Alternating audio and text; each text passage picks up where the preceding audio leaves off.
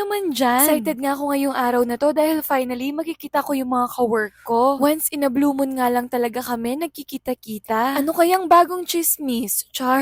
Fast forward nga at magkakasama na kami. Kudos and big hugs nga para sa ating lahat dahil na-survive natin ang April deadline. Kunwari nga ay fresh ako nung araw na yan. Hindi nila alam, nagwisik-wisik lang ako dyan. Nakasanayan ko kasi nung mga nakaraang linggo nang dahil sa deadline. Good luck na lang talaga kay Lynn at Miss Alex na katabi ko. Hindi na nga namin namalayan ng oras at halos 6 hours na kaming nagkikwentuhan. Ito namang si Mr. Malabanan ang galing mang surprise.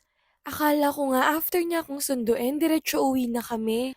Yun pala ay may planong mag-badminton. In fairness kay Mr. Malabanan, ang galing niyang mag-ayos ng gamit ko.